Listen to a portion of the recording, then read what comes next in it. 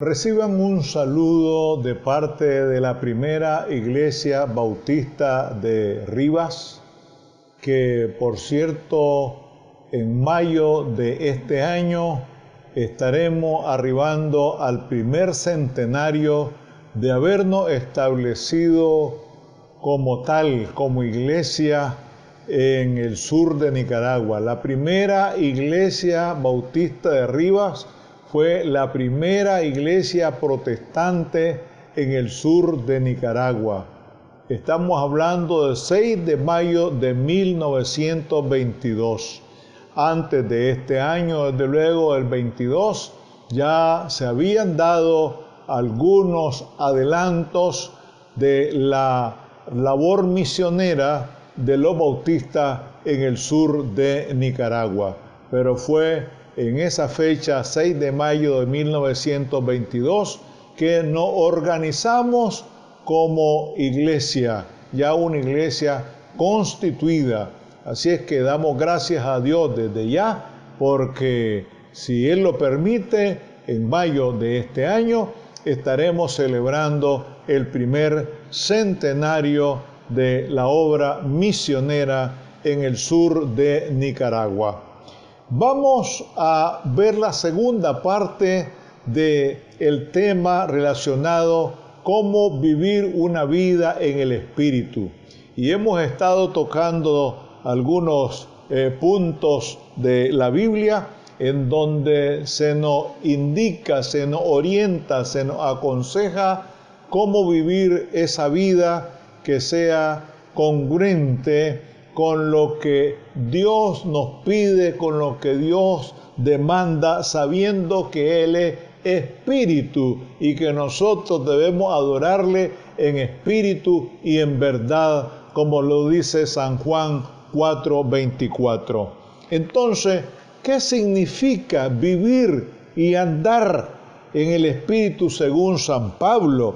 Aquí en Gálatas 5:25 nosotros leemos lo siguiente: pero los que son de Cristo han crucificado la carne con sus pasiones y deseos.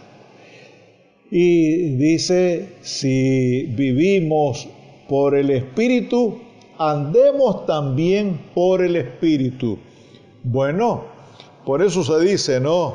Y es bíblico, que de la abundancia del corazón habla la boca.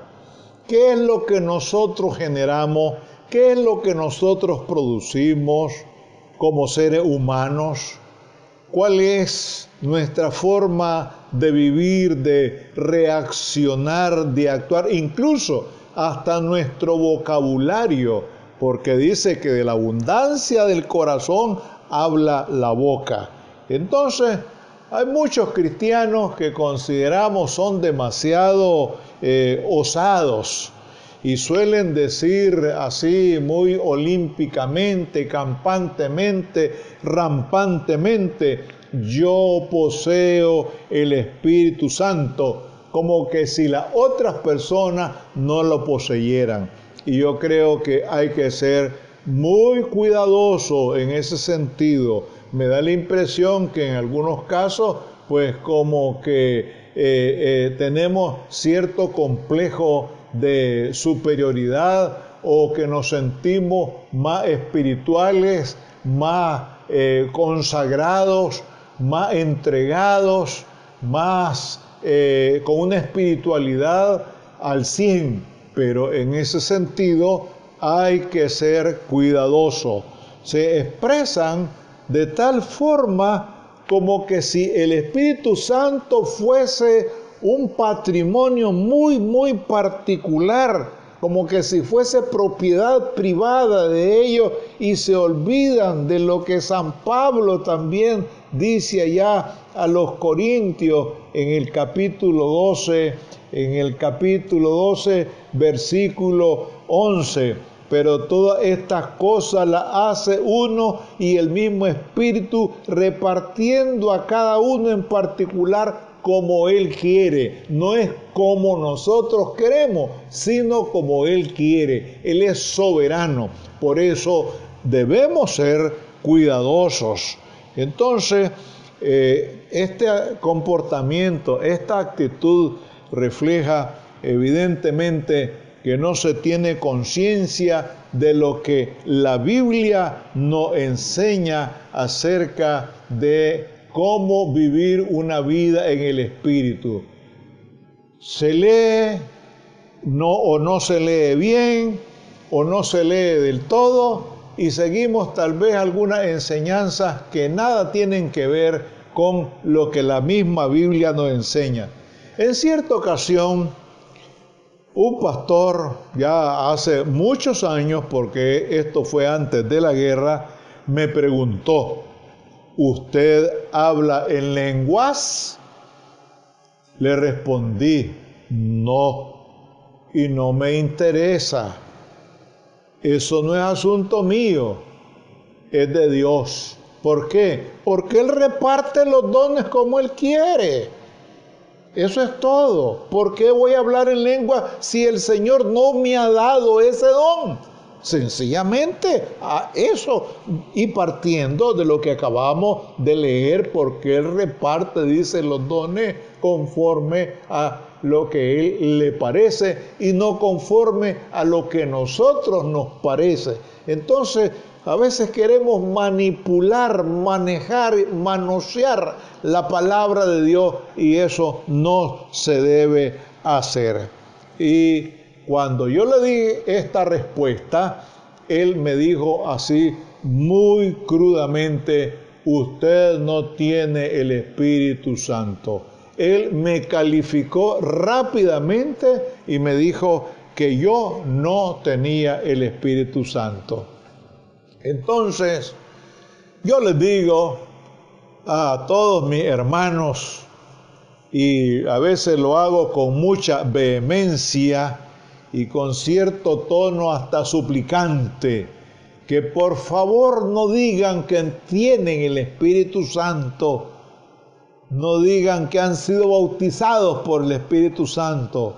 No lo digan, de tal forma que lo que tienen que hacer es demostrarlo con el tipo de vida que llevan y que todos llevamos. Es decir, no conviene que nosotros digamos yo tengo el Espíritu Santo si estoy haciendo cosas que están reñidas con lo que el Espíritu Santo quiere de cada uno de nosotros. La vida es un regalo de Dios, y el tipo de vida que nosotros llevamos es el regalo que le hacemos a Dios. Entonces, usted, hermano, hermana, está dispuesta a someterse a un examen para darse cuenta si tiene o no el Espíritu Santo, y el único que nos puede examinar en ese sentido es el Señor. Y algo más, los frutos o el fruto que nosotros podamos dar de acuerdo a lo que San Pablo también señala aquí a los Gálatas en el mismo capítulo 5, y eso es sumamente importante. Entonces, no nos olvidemos que Jesús se sometió a un examen, pero Él no tenía ninguna falta, ningún pecado. Fíjense que Él se hizo pecado para salvar a los pecadores. Vean ustedes qué interesante esto. Él se hizo pecado para salvar a los pecadores. Él no tenía nada que esconder. Entonces, es bueno que nosotros pensemos en este asunto. Lo que me encanta de todo esto es que, y espero que a ustedes también, es que San Pablo nos sale al camino presentándonos los parámetros, es decir, las medidas que nos dicen si vivimos y andamos en el Espíritu. ¿Y dónde está eso? Lo que se conoce como fruto en singular. fruto del Espíritu Santo. Y en Gálatas 5:22 leemos lo siguiente: pero el fruto del Espíritu es amor, gozo, paz, paciencia, benignidad, bondad, fe, mansedumbre. Y esto es tan importante, ¿no? Mansedumbre, templanza, contra tales cosas no hay ley. Pero los que son de Cristo han crucificado la carne con sus pasiones y deseos. Ya lo habíamos referido.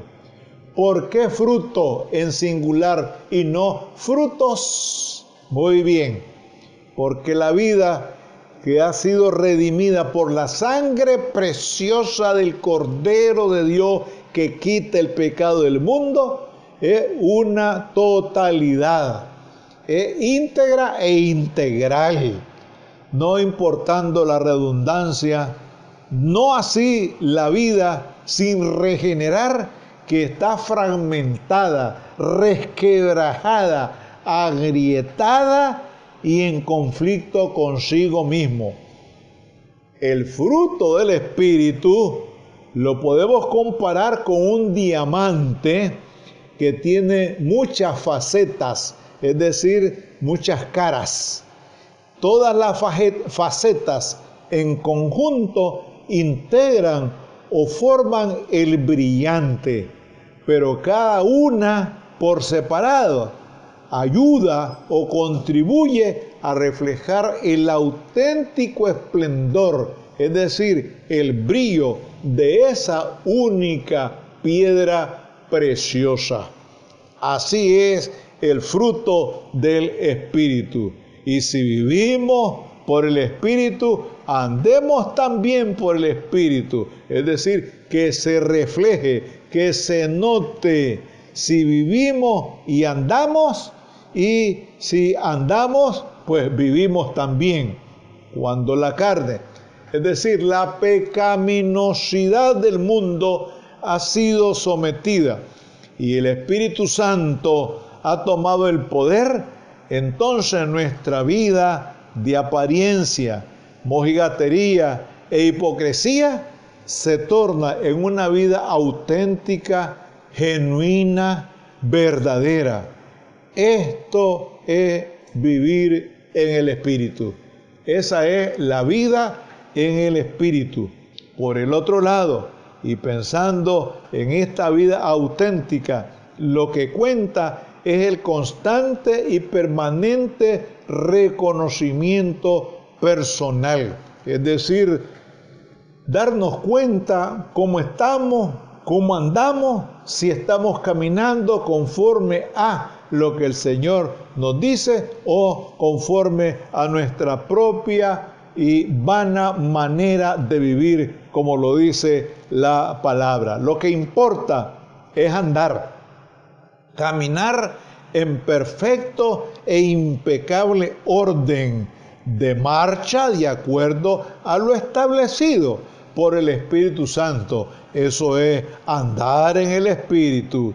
El vivir en el Espíritu es tener conciencia de una vida consagrada al Señor. El andar en el Espíritu es reflejar en la comunidad esa vida de consagración. Es decir, que se debe de notar, que las otras personas vean que en nosotros hay algo especial que el Señor nos ha dado. No es que nosotros por nuestra propia cuenta lo hagamos o lo hayamos conseguido, sino que por la gran misericordia y el amor de Dios y por esa relación estrecha con Él, Él nos ha permitido llevar una vida de consagración.